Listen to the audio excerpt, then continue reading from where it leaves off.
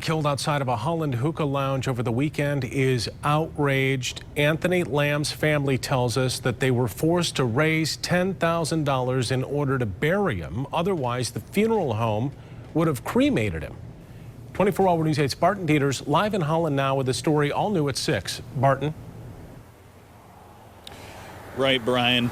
The visitation service is taking place right now at this Holland funeral home for Anthony Lamb, who was killed September 11th. But his family says if they had not worked furiously over the past 24 hours to raise 10 grand, that funeral would not have taken place.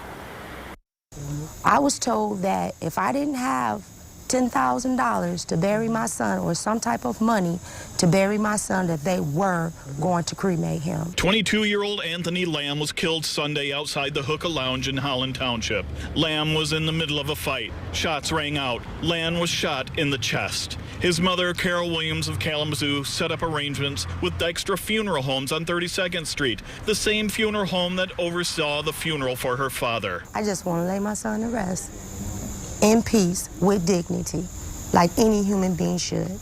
Lamb had life insurance, and it was assumed that the policy would cover his funeral. But that fell through on Wednesday, and the family discovered it was on the hook for $10,000 for a funeral that was taking place the next day. Williams said the funeral home demanded that all of the money be paid before the funeral take place. Over the last day, a legion of family and friends of the father of two raised money at stores in front of the local Taco Bell with car washes and an online fundraiser. Area churches donated. His employer kicked in $3,000.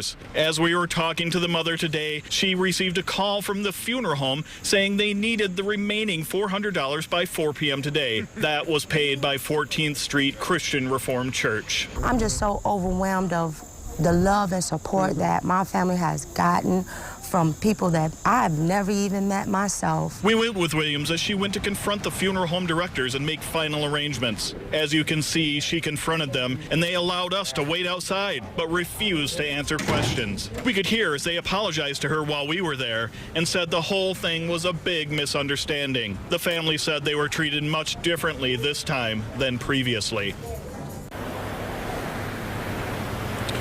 I talked to the mom just a little while ago, a few minutes ago, and she says she appreciates the apology, but she remains furious at the way she was treated by this funeral home. But now she says she can at least concentrate on his funeral, which is scheduled for 10 a.m. tomorrow. You can find more details about that funeral at woodtv.com. Meanwhile, the Ottawa County Sheriff's Department continues to investigate, but we have not been informed that they have any suspects arrested at this time, and they've been pretty tight-lipped about the details. In Holland, Barton Dieters, 24-Hour News 8.